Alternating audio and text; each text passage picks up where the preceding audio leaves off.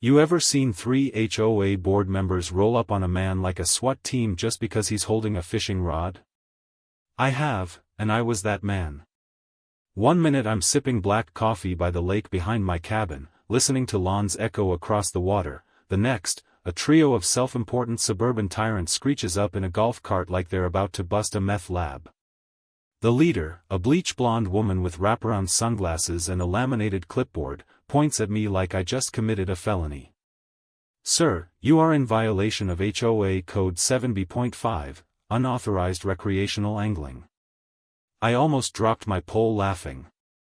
That was the moment I realized these people weren't just annoying, they were dangerous, in the way only power-drunk volunteers can be.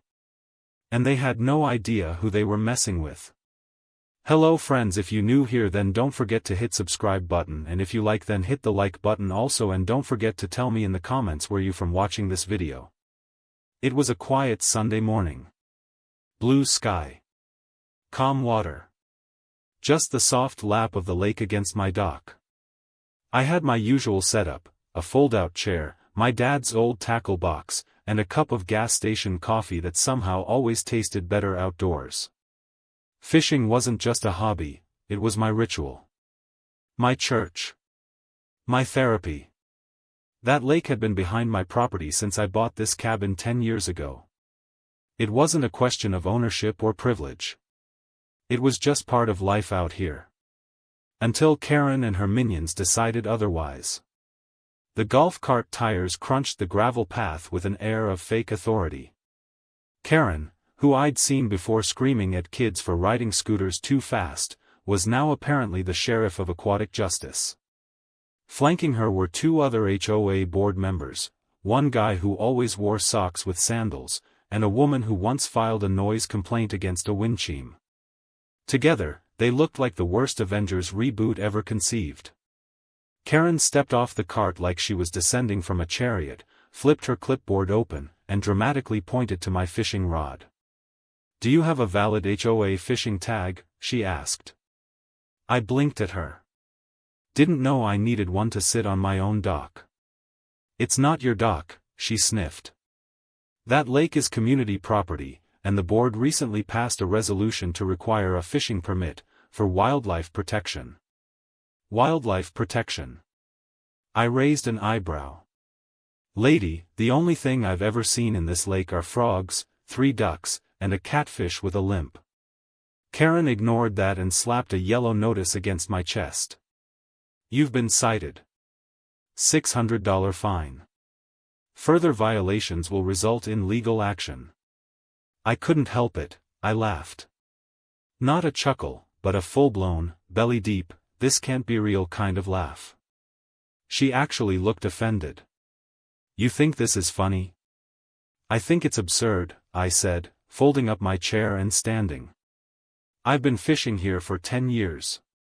This isn't a clubhouse pool, it's a lake. Who even owns it?" "The HOA manages this land," she said smugly, "which means it falls under our rules." That night, I got home to find a bright orange warning slapped to my front door, as if I'd been caught cooking meth in the woods. The letter threatened escalating fines, legal action, and potential suspension of my community privileges. I stared at it for a long moment, then crumpled it up and tossed it in the trash. I wasn't angry, yet. But I was very, very curious. The next day, I noticed new signs had appeared overnight. Big, bold letters read, "Fishing prohibited. Violators will be fined." One was installed directly next to my dock. Another was mounted along the tree line where I usually parked my canoe. I took a deep breath, walked back inside, and made a phone call I hadn't made in a long time. My lawyer Barry was an old friend from college who usually helped me with business filings. He picked up on the second ring. "Dean, if this is about the time I told your ex she could keep the dog, I'm still sorry." "Not that," I said. "I want you to look up something for me. The lake behind my cabin, I need to know who owns it. Really owns it." There was a pause. "You thinking lawsuit?" "Not exactly." Said I'm thinking checkbook. By Tuesday, Barry had an answer, and it wasn't what either of us expected. Turns out the lake wasn't technically HOA property. It had been part of a large land deal 30 years ago, back when the neighborhood was still a patch of dirt lots and zoning proposals. The lake had been leased to the original developer for community use, but the option to purchase it outright was never finalized. The holding company that still held the deed had gone dormant. The land, technically, was still up for grabs. They think they own the lake, Barry said, but nobody ever actually bought it. I leaned back in my chair and grinned. What would it take to buy it now? He whistled. You'd need to find the successor to the holding company and make a formal offer, but it's doable. And based on how badly they've mismanaged the documentation, I doubt anyone else knows it's available. It was the first time in a while I felt genuinely excited. Fishing had always been about peace and solitude for me, but now, it was about something else entirely. Principle. The HOA thought they could bully, fine, and intimidate whoever they wanted. But they didn't count on one of their violators having enough patience, money, and legal know-how to flip the entire game board on them. 2 days later, the paperwork was moving. I kept quiet. Played dumb when Karen drove by, scowling in her cart. She even waved once, smugly. Meanwhile, I was signing the first draft of a property acquisition proposal. Barry called it a surgical strike. I called it poetic. A week later, as I stood once again on my dock, rod in hand and sun on my back, I looked at the new fishing prohibited sign beside me, and grinned. They wanted to play territorial? Fine. They picked the wrong fisherman. Because in 2 weeks' time, I wouldn't just be fishing on that lake, I'd be owning it. And when I did, every single one of their little plastic rules would sink to the bottom faster than a cinder block in a rainstorm. The satisfaction of knowing I was about to turn the entire HOA's fake little empire upside down was better than any fish I could have caught that week. As Barry worked the legal angles like a chess master, I kept my head down and played it cool. I went for walks, waved to neighbors, and even attended the next HOA meeting, just to listen. Karen sat at the head of the table in the community center, with her trademark smug expression, basking in the illusion of authority as she read off a list of new lake enforcement guidelines. They included kayak sticker registration, approved times for shoreline access, and a dress code for water-based activities. A dress code for the lake. I nearly choked on my free punch. But the best part? Not a single word about the lake's actual ownership. They all assumed the HOA owned it, or that someone else had taken care of it ages ago. Karen had become so obsessed with appearances and control that she'd never questioned the foundation of her power. She thought paperwork made her a queen. Meanwhile, Barry had just finalized the offer. The dormant holding company was owned by an elderly couple living in Florida, who were stunned to hear someone still wanted the property. They'd inherited it from a cousin and assumed it was just worthless wetlands. Barry's offer included enough cash to make it a no-brainer. Within days, we had signatures. The moment I held the deed in my hands, I felt something shift. It was like standing on solid ground after a storm. No more pretending. No more asking permission. I owned the lake. Not leased it. Not rented a dock. Not held community privileges. It was mine, shoreline to shoreline, including the 10-foot buffer zone around the water. The same buffer where the HOA had installed their snarky little signs and positioned their kayak rack. Now, they were technically trespassing on my land. And I couldn't wait to let them know. I didn't go public right away. That would have been too easy. Instead, I called up a local sign company and ordered 12 large, handcrafted wooden signs with bold, rustic lettering. They weren't just warnings, they were statements. The kind you plant into the ground like a battle flag. Each one read: Private property. No trespassing. Residents not welcome. Violators will be prosecuted. I picked a stained wood finish, almost decorative, to make them look both charming and terrifying. Then I hired a crew from the next town over, guys the HOA had never seen before, to install them along the lake's perimeter at dawn. By 8 o'clock in the morning, the neighborhood group chat was on fire. People were posting photos of the signs, panicking, confused, tagging Karen, and demanding answers. I sat on my porch with a fresh cup of coffee, watching the chaos unfold like it was morning television. Around 9, I heard the unmistakable whine of Karen's golf cart peeling down the road. She didn't stop at my house, she beelined straight for the lake, where 2 of the signs were installed near the community kayak launch. Her voice carried all the way across the water. "What is this? Who authorized this? Who is deemed to put up signs? He doesn't own this." I walked down to meet her, letting the silence do the heavy lifting until I was close enough for her to see the folder in my hand. Karen spun toward me, finger already raised, ready to accuse. "Dean, you can't just..." I held up the folder and opened it, showing her the deed. Stamped. Recorded. Finalized. Her mouth snapped shut. "I don't need to just do anything," I said calmly. "This land, this lake, it's mine. Purchased legally. Documented officially. The HOA never bought it. The previous owner sold it to me. The signs are legally enforceable. And you're standing on private property."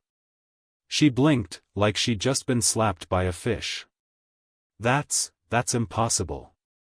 We've used this lake for years." "Using something and owning something are 2 very different things," I said. "You've been using it under the false assumption that it was HOA managed.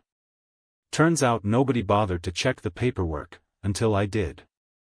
Karen's face flushed redder than a summer sunburn. She tried to pivot. "Fine, then we'll call the city and seize it. This is a public interest matter. We'll..." I laughed, shaking my head. "Eminent domain doesn't work like that. This isn't a highway expansion. The city's not going to lift a finger to steal a lake from a private citizen just because your neighborhood board has an ego problem." Her voice cracked. "You can't just ban people. You'll have the entire community furious." I leaned in slightly, voice low and amused. "Oh, I know. That's the best part." By noon, the signs had drawn small crowds of curious residents. Some were angry, others just looked stunned. I let them come up to me one by one, and I explained everything, calmly, rationally. "You've been lied to," I said. "This lake was never HOA property. I just happened to notice the legal loophole before anyone else did. Now, unfortunately, due to recent events and ongoing harassment, I've decided to restrict access. It's not personal, it's just policy. Same way the HOA likes it." Karen stormed back to the clubhouse and immediately called an emergency board meeting. I wasn't invited, obviously, but I heard plenty through the grapevine. She wanted to file an injunction, sue me for community theft, and even propose trying to pass a special resolution declaring the lake as neighborhood domain. All of it was laughed down, especially after Barry sent a cease and desist letter to the entire board, complete with deed copies and a friendly reminder that slander would be met with defamation claims. Rick, one of Karen's loyal board buddies, tried to act tough the next morning. He marched up to the edge of the lake with a fishing pole and dared me to stop him. I simply called the sheriff's office and handed them a copy of the deed. When they arrived, Rick got a trespassing warning, and a very expensive lesson in what happens when you push your luck with a legal landowner. Things were escalating fast, and I could see the cracks forming. Karen was losing her grip. The community was split between people who thought I was a genius, and those who blamed me for taking away their lake. But that didn't bother me, because this wasn't about popularity, it was about principle. And besides, I hadn't even started the best part yet. Because what Karen and the HOA didn't know was that what I had planned next would make those wooden signs look like polite suggestions.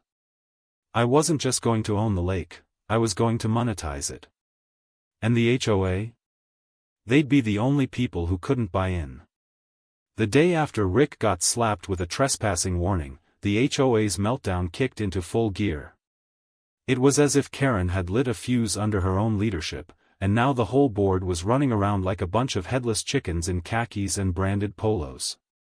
I heard they held a private emergency session in the clubhouse where Karen dramatically stood up, pounded her gavel, and declared war, not metaphorical war, actual war. Her words, "We are under siege," she apparently told them, voice trembling with righteous fury. "This is an invasion of our lifestyle, and I will not back down." To her, it wasn't about fishing rights or legal ownership anymore, it had become a matter of ego, of reclaiming her imagined throne. Problem was, the troops weren't exactly lining up behind her. Word had spread quickly about what actually happened: my sign, the deed, the years-long HOA oversight, Barry's cease and desist letter. People were beginning to realize that Karen had acted on assumptions, not facts, and now their summer plans were evaporating faster than the morning mist off the lake. No more kayaking, no paddleboards, no lazy floating on giant flamingo inflatables. The community had just been locked out of its own jewel, and most folks were starting to understand exactly who was to blame. I wasn't celebrating though, not yet. There was still too much fallout to observe. For one thing, the HOA hadn't completely accepted defeat. Karen still believed she could force my hand by weaponizing public pressure.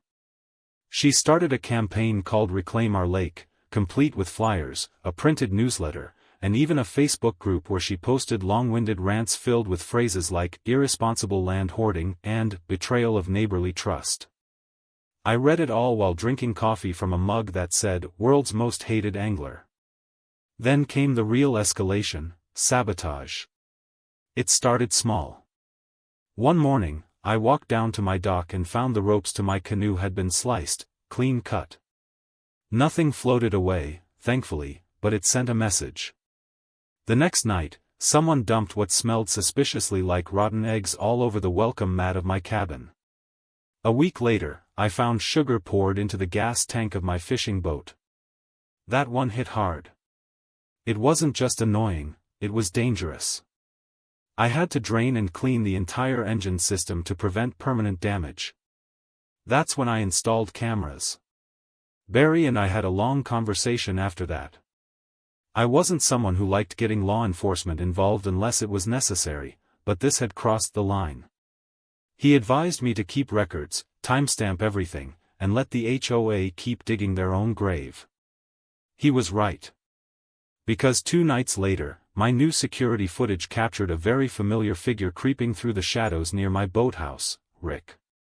Hoodie pulled over his head, flashlight in one hand, what looked like bolt cutters in the other.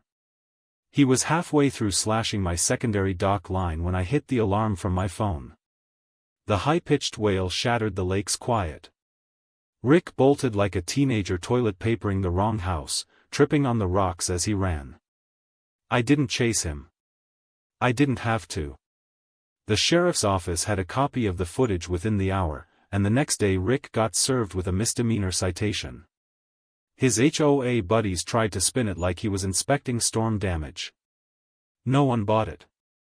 I printed the screenshots from the security cam footage and hand-delivered copies to every mailbox in the community. On the back, I wrote, "Private property means private rules. Respect the line or pay the fine." That flyer went viral on our town's Nextdoor app within hours. The comments section lit up with people debating whether the HOA had gone too far, or whether I had. But something had shifted. People weren't mad at me anymore, they were mad at the board, especially Karen. In a last-ditch effort to rally her base, Karen organized a lake rights awareness march on a Saturday morning.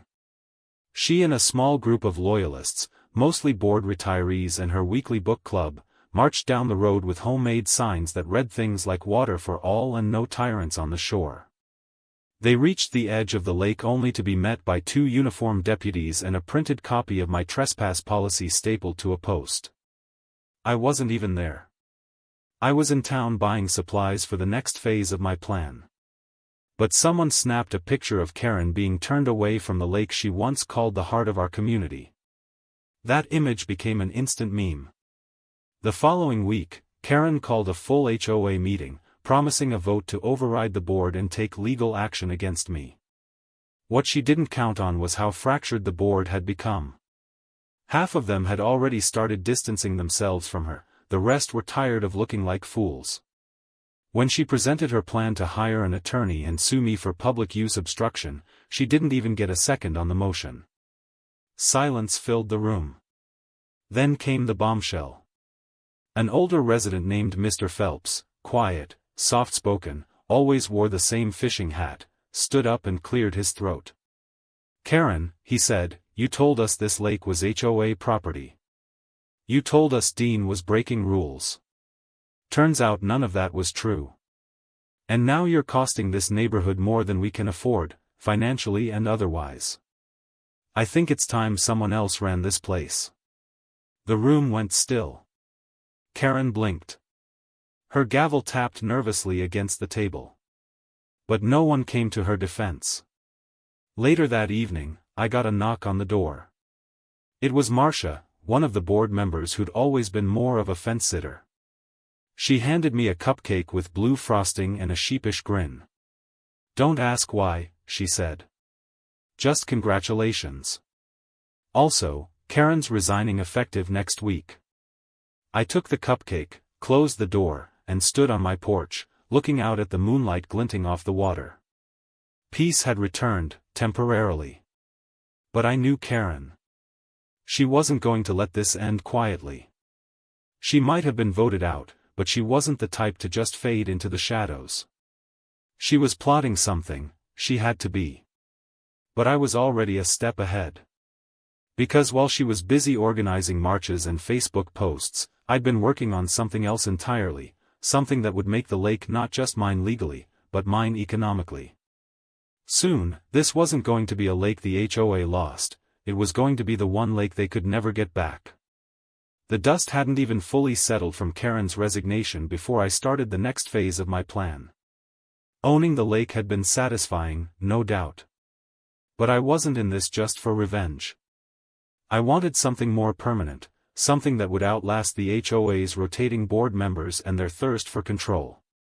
If they couldn't respect private ownership, then they'd learn to respect private enterprise. I wasn't just going to sit on this lake like some hermit with a grudge. I was going to turn it into a thriving members-only business, one that included everyone except the very people who had tried to run me off the water. I called it Lake Liberty. The name wasn't just branding, it was a declaration. I filed for the business license under that name, built a clean, simple website, and started assembling a team to help develop the shoreline. A local contractor named Vince helped me design a modest but charming dockside lodge. It wasn't anything extravagant, just a well-built two-room structure with a rental booth, storage shed, and a cozy patio with rocking chairs overlooking the water. We added an electronic gate and a fence along the primary access trail, leaving a single road open for incoming guests. The signs were updated too. Now they read: Lake Liberty Private Club, membership required. HOA residents excluded by policy. I knew exactly what kind of reaction that line would trigger, and that's what made it perfect. This wasn't just about creating a lake club. It was about drawing a line in the sand, or in this case, the shoreline. I wasn't barring people arbitrarily, I was excluding a group that had shown nothing but entitlement and hostility, and this time, the law was entirely on my side. Within a week of the website going live, membership applications started rolling in. Families from surrounding neighborhoods, veterans, fishermen, paddle boarders, even a few travel bloggers, all wanted in. I kept the pricing reasonable, an annual membership that covered maintenance, access, and basic rentals. I offered discounted day passes for seniors and free fishing permits for veterans and first responders. The local buzz picked up fast. By the end of the month, we had 50 members and a waiting list. My little lake had become a hidden gem, and Karen's worst nightmare. Of course, she didn't stay quiet for long. Despite her resignation, she still lived just down the street, and from what I heard, she was foaming at the mouth every time she passed the new residents not welcome sign. Then came the inevitable confrontation. One hot afternoon, I was restocking fishing lures in the lodge when I heard a commotion by the gate. Karen had shown up in full summer gear, sun hat, visor, bright pink water bottle, and was demanding entry.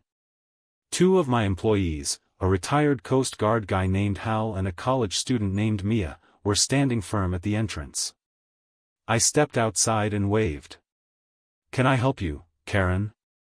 Her voice rose like a kettle about to blow. "This is a disgrace, Dean. I demand access to the lake. You may have tricked some paper pushers into handing you a deed, but you cannot ban people based on residency. That's discrimination." I motioned to the large sign next to her head. "It's a private club, just like your HOA pool is a private amenity. You restricted access to me for years. Now the shoe's just on the other foot." She crossed her arms. "You're going to get sued." I held up a laminated copy of the membership policy. "All legal. All compliant. Would you like me to read you the trespass laws again?" She glared at me like she was trying to ignite me with her pupils. "Enjoy your little lake," she spat. "It won't last." Then she stormed off, knocking over a rack of brochures on her way out. I watched her retreat with a mixture of amusement and pity. She still believed she could win a fight she'd already lost. But the community around her was changing fast. With Karen out, the new HOA president, a reasonable guy named Leonard, was trying to rebuild trust with the neighborhood. He quietly approached me one evening with a handshake and an apology. "We got caught up in the wrong fight," he said. "Honestly, I think most folks just want to move on." I respected that, but I wasn't about to undo my new rules. Leonard understood. "Can't say I'd do it any different if I were in your shoes," he admitted. "But is there any way we could work out a limited partnership? Like a neighborhood day once a year? Something symbolic." I thought about it for a moment, then nodded. "Maybe. Let's see how the summer goes." Word of our conversation must have gotten around because suddenly, I wasn't public enemy number one anymore. People started waving again. Some even stopped by the fence to ask about memberships for friends or relatives. Meanwhile, business was booming. We held our first Freedom Fest weekend on the 4th of July, complete with live music, barbecue, and kayak races. Over 300 visitors came through, and we raised nearly $2,000 for a local veterans charity. The news ran a segment on it. "Man reclaims lake from HOA, turns it into private paradise," the headline read. My inbox exploded. Even folks from HOA neighborhoods who'd never heard of ours began reaching out. They shared stories of petty fines, landscaping wars, and nosy board members with too much time on their hands. One guy sent me a photo of his unauthorized birdbath that got him a citation. Another told me about how he was once fined for hanging his American flag crooked. I couldn't believe how widespread it was. That's when I knew Lake Liberty wasn't just a personal project anymore, it was a symbol. And just as expected, the only people not celebrating were Karen and her inner circle. I heard she was trying to form a residents' coalition to pressure the new board into challenging me again, but no one was biting. The more she yelled, the more isolated she became. Her own allies had either moved away or turned against her. She'd been dethroned, exiled, and now shut out of the very thing she once used to lord over others. As I stood one evening by the fire pit near the lodge, watching the orange glow dance across the water, I couldn't help but reflect on how quickly everything had turned. A year ago, I was just a guy trying to fish in peace. Now I was a club owner, a community symbol, and the unintentional face of resistance against HOA overreach. I didn't set out to be a rebel, but when someone pushes you hard enough, sometimes your only option is to push back harder. And I still had one final surprise left, something Karen wouldn't see coming. Something that would make it absolutely clear, Lake Liberty wasn't just off-limits. It was untouchable. The morning the final sign went up was calm and quiet, like the lake itself knew what was about to happen. There was no ceremony, no press, no announcement, just me, a cordless drill, and a sign that had taken weeks to design, carve, and finish. I placed it right at the center dock where Karen and the old HOA board used to launch their little paddleboats and act like monarchs of a plastic kingdom. The sign read simply, Private Lake Club. Members only. HOA officials permanently banned. Enjoy the view from afar. It was stained dark oak with brass trim, and beneath the message, a carved base leaped over the words like punctuation on a perfect sentence. I stepped back and admired it as the early sunlight shimmered across the water. People came and went that day like usual. Visitors checked in at the lodge. A family unloaded kayaks from a roof rack, and 2 veterans from the local American Legion chapter pulled up with folding chairs and fishing rods. There was peace here now, real peace, the kind that didn't require compromise. The lodge had become more than a business. It was a gathering place, a small ecosystem where people appreciated the land, respected the rules, and left things better than they found them. I hired local teens for summer jobs and kept discounts rolling for first responders and teachers. For everyone else, the rates were fair and the environment welcoming. Everyone, that is, except the ones who once thought they could run this place like it was their private fiefdom. Karen hadn't been seen around the lake in weeks, but her name still came up now and then. People would whisper about her like she was some retired villain from a comic book, once feared, now just a sad memory.